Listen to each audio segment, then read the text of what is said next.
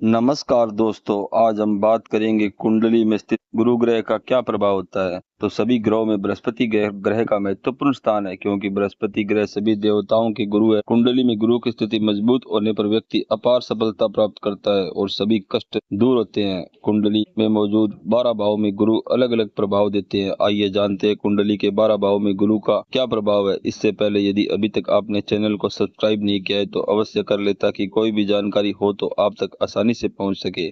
तो हम बात कर रहे थे देवगुरु बृहस्पति की। तो धनु और मीन राशि के स्वामी गुरु भाग्य, ऐश्वर्य, संतान, विवाह, धार्मिक कार्य, धन, दान, पुण्य आदि के कारक है। इसलिए गुरु ग्रह का अस्त होना शुभ नहीं माना जाता है। जिन जातकों की कुंडली में गुरु की स्थिति मजबूत होती है, उनके जीवन में किसी चीज की कमी नहीं होती है। उसे तरक्की के साथ शुभ फल प्राप्त होते हैं और आनंद की प्राप्ति होती है। वही कुंडली में अगर गुरु की स्थिति शुभ नहीं है तो जीवन में कई तरह की परेशानियों का सामना करना पड़ता है। कुंडली में 12 भाव होते हैं और 12 भावों में व्यक्ति के भूत, वर्तमान, भविष्य के बारे में पता लगाया जा सकता है। इसी तरह कुंडली में सभी अलग अलग भावों में भिन्न भिन्न फल प्रदान करते हैं। तो सबसे पहला कुंडली का प्रथम भाव अर्थात लगन भाव, इस भाव में गुरु ग्रह विराजमान है तो व्यक्ति काफी विद्वान और धार्मिक होता है। ऐसे व्यक्ति को प्रतिष्ठा और धन की प्राप्ति होती है। पहले भाव में गुरु के होने पर व्यक्ति को उच्च पद की प्राप्ति होती है और काफी गुणवान भी होता है। इसी क्रम में बात करें कुंडली के दूसरे भाव में गुरु की, तो कुंडली के द्वितीय भाव में गुरु ग्रह विराजमान हो तो उसमें बुद्धि का विकास और काव्य व साहित्य में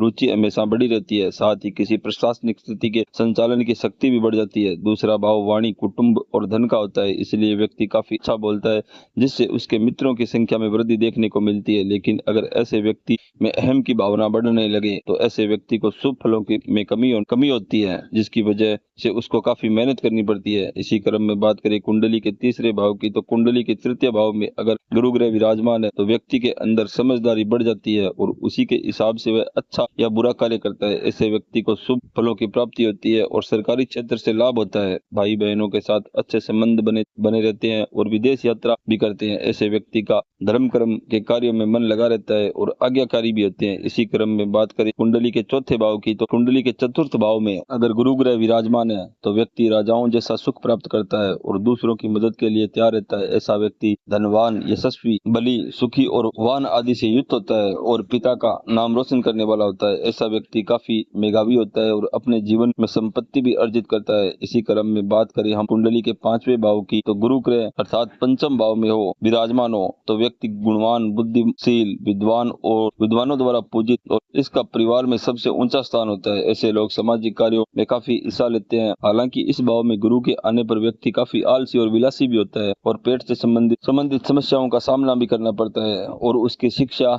में काफी रुकावटें आती है या फिर शिक्षा पूरी नहीं हो पाती है। इसी क्रम में बात करें कुंडली के छठे भाव की, तो इस भाव में गुरु ग्रह स्थित है तो व्यक्ति शत्रुनाशक और विजयी होता है। हालांकि इनका मामा पक्ष से विरोध रहता है, माता से काफी प्रेम करते हैं और उसके लिए हमेशा तैयार रहते हैं। इनकी संगति और सत्कार्यों में काफी रुचि रहती है और खर्चों को सोच समझ कर करते हैं। यदि पाप ग्रहों की राशि में गुरु बैठे हो तो शत्रुओं से पीड़ित रहते हैं। इस भाव में गुरु और चंद्र की युति बनने से दोष भी उत्पन्न हो जाता है और कई तरह के रोगों का सामना भी करना पड़ता है। इसी क्रम में बात करें कुंडली के सातवें भाव की, कुंडली के सप्तम भाव में गुरु ग्रह के होने पर व्यक्ति दयालु, धार्मिक, धैर्यवान, बुद्धिवान और चंचल स्वभाव का होता है। वह भाषण देने में कुशल होता है और पिता से अधिक उच्च पद को प्राप्त करने वाला होता है। ऐसे जातकों को भाइयों का पूरा सहयोग मिलता है और पराक्रम में सफलता अर्जित करता है। इनकी आय स्थिर होती है और विवाह के बाद भाग्योदय होता है। मेष, मिथुन, सिंह और धनु में गुरु हो तो व्यक्ति शिक्षा में श्रेष्ठ होता है। इसी क्रम में बात करें कुंडली के अष्टम भाव की, तो कुंडली के आठवें भाव में गुरु के विराजमान होने पर व्यक्ति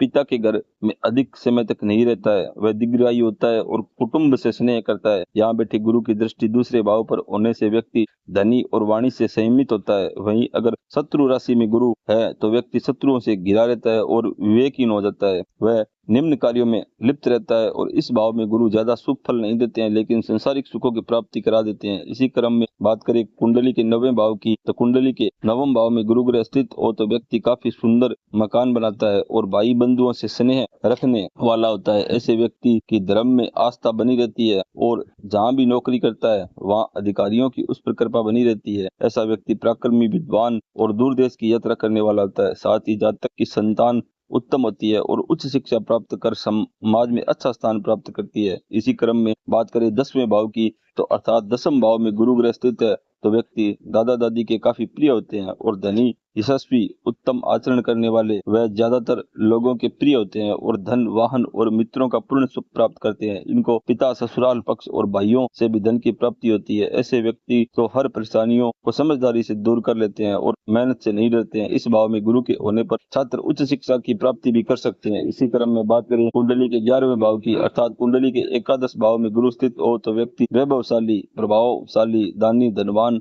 और काफी विख्यात होता है। साथ ही निरोगी, चंचल और सुंदर होता है। लेकिन इस भाव में गुरु सामान्य प्रभाव देते हैं, अर्थात न ज्यादा अच्छा और न ज्यादा बुरा। ऐसा व्यक्ति अपने परिवार के साथ रहना पसंद करते हैं और उनकी जरूरतों को पूरा करने के लिए जी तोड़ मेहनत भी करते हैं। इसी क्रम में अब बात करें कुंडली के 12वें भाव अर्थात द्वादश भाव की, तो इस भाव में गुरु के होने पर व्यक्ति काफी अच्छे कार्य करता है, लेकिन अभिमानी होने की वजह से यश प्राप्त नहीं कर पाता है। वह भाग्यहीन, निर्धन, दूसरों को किस प्रकार ठगा जाए, सदैव ऐसी चिंताओं में लिप्त रहते हैं। वह अपने कर्मों द्वारा शत्रुओं को बढ़ाता है। गुरु कितना ही शुभ फल देने वाला हो, लेकिन कुंडली के इस भाव में उसके शुभ फलों में कमी देखने को मिलेगी। इसी प्रकार ज्योतिष की जानकारी के लिए चैनल को लाइक और सब्सक्राइब करें। ओम नमः शिवाय।